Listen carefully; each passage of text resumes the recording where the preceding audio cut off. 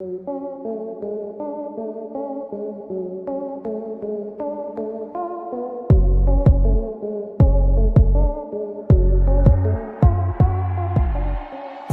आप हिंदी भाषा का सबसे लंबा शब्द तो जानते ही होंगे, या फिर दुकानों और घरों के आगे नींबू मिर्च क्यों टांगते हैं ये तो जानते ही होंगे। अगर नहीं तो ये तो जानते ही होंगे कि दुनिया का सबसे लंबा पैदल चलने योग्य मार्ग कौन सा है। अगर नहीं जानते तो बने रहिए फैक्ट टैक इन हिंदी के साथ। आज हम इन्हीं सवालों का जवाब देने वाले हैं। आइए जानते हैं। फैक्ट नंबर 1, हिंदी भाषा का सबसे लंबा शब्द कौन सा है? क्या आप ये जानते हैं कि विश्व की चौथी सबसे बड़ी भाषा हिंदी है, जिसका स्थान मैंडरिन, चाइनीज, इंग्लिश व स्पेनिश के बाद आता है। अब बात करते हैं हिंदी के सबसे लंबे शब्द के बारे में। तो दोस्तों, लोहपत गामिनी सूचक दर्शक हरित ताम्र लोह पट्टिका हिंदी का सबसे लंबा शब्द है। 24 अक्षरों और 10 मात्राओं व चिन्हों के मेल से बना ये शब्द हिंदी भाषा का सबसे बड़ा शब्द कहलाता है। ये शब्द रेल की पटरियों के किनारे पर लगे हरे रंग के लोहे से बने लिखित निर्देश बोर्ड के लिए प्रयोग किया जाता है और ये हिंदी के अब तक के ज्ञात शब्दों में सबसे बड़ा है। इस शब्द में इस्तेमाल सभी शब्दों के अलग अलग अर्थ इस तरह हैं। लोह यानी लोहा, पथ यानी रास्ता, गामिनी यानी गमन करने वाली या चलने वाली, सूचक मतलब सूचना देने वाला, दर्शक मतलब दिखाने वाला, निर्देश करने वाला, हरित मतलब हरा, ताम्र लोह मतलब तांबा मिश्रित लोहा, पट्टिका मतलब लिखने के लिए बनाई गई सीधी पतली ठोस चादर या तख्ती।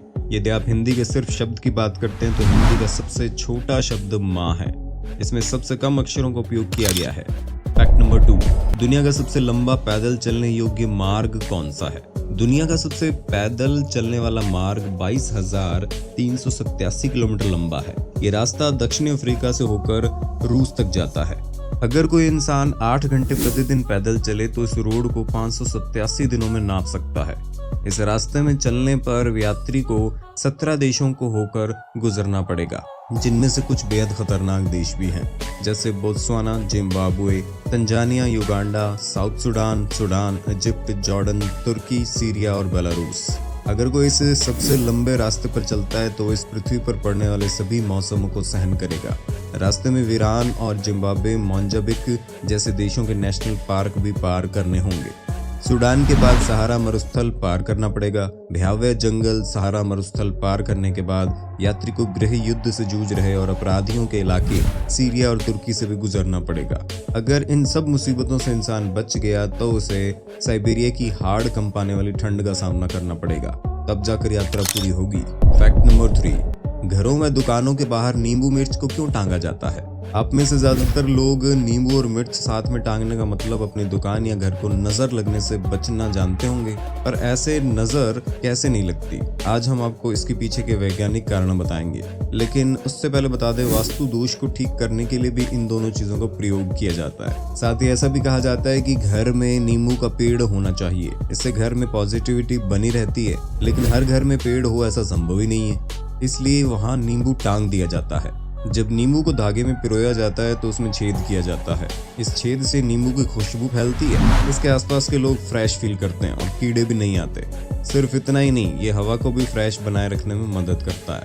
जब भी कोई अपनी दुकान खोलता है तो वो उसके आगे नींबू मिर्च लगा देता है, ताकि कोई भी बुरी नजर वाला उसकी दुकान की तरफ देखे भी तो उसकी तरफ ज्यादा देर तक देख न पाए, क्योंकि देर तक देखने में उसका मन खट्टा हो जाएगा और इसका प्रभाव से बचा लेगा।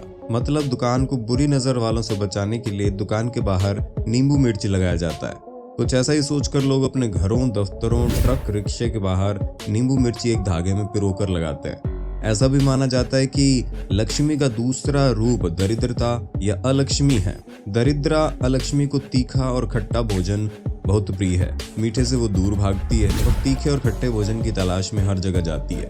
उनकी इसी पसंद को पूरा करने के लिए दरवाजे पर नींबू मिर्च लटकाए जाते हैं, ताकि अलक्ष्मी बाहर के दरवाजे से ही चली जाए। अब जानते हैं वैज्ञानिक कारण के बारे में। दरअसल नींबू मिर्च में साइट्रिक एसिड की मात्रा भरपूर पाई जाती है, जो बाहरी बैक्टीरिया को खत्म करने का काम करता है। और उसी से बचने के लिए और अपनी सेहत को बनाए रखने के लिए लोग अपने घरों के बाहर नींबू के साथ मिर्च को बांधकर लटकाते थे।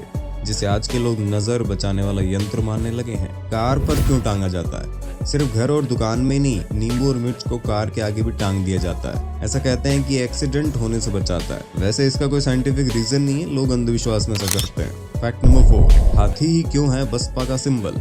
इसकी कई वजह थी। नंबर 1, कांशीराम जाति प्रथा में नीचे के लोगों को बहुजन कहते थे क्योंकि इनकी आबादी बाकी जातियों से अधिक थी। फिर ये दलित कहे जाने के खिलाफ भी थे क्योंकि दलित कहने से किसी की मानसिक मजबूती कैसे बढ़ेगी। तो कांशीराम मानते थे कि बहुजन समाज एक हाथी की तरह है, विशालकाय, हाड़ तोड़, मेहनत करने वाला, बेहद मजबूत, बस इसको अपनी ताकत की समझ नहीं है। इसीलिए ऊपरी जातियों के लोग कमजोर होने के बावजूद महावत की तरह कंट्रोल करते हैं। नंबर 2, इसके अलावा हाथी का बौद्ध धर्म से भी रिश्ता है। इस धर्म को भीमराव अंबेडकर ने अपने मरने से कुछ समय पहले ही अपना लिया था। बुद्ध की जातक कथाओं में हाथी का जिक्र है। गौतम बुद्ध की मां महामाया ने सपना देखा था कि एक सफेद हाथी अपनी सूंड उठाए कमल का फूल लिए उनके गर्भ में आ रहा है। एक संत ने इसका मतलब बताया था कि लड़का पैदा होगा और बहुत महान बनेगा। नंबर 3, फिर भीमराव अंबेडकर ने जब अपनी पार्टी बनाई तो हाथी को ही सिंबल के तौर पर लिया। कांशीराम को अंबेडकर की राजनीति का उत्तराधिकारी माना जाता था, तो ये एक सम्मान का प्रतीक भी था, साथ ही प्रथा को कायम रखने का भी जरिया। नंबर 4, हिमाचल प्रदेश, पंजाब, बिहार राज्यों में बहुत सारे बहुजन हाथियों को देवता की सवारी मानते हैं। यहाँ तक कि आधुनिकता पहुंची नहीं है। ऐसे में अपनी चीजों को बड़े स्तर पर देखना कॉन्फिडेंस बता देता है। फैक्ट नंबर 5, ब्राह्मण आखिर क्यों रखते हैं सिर पर चोटी?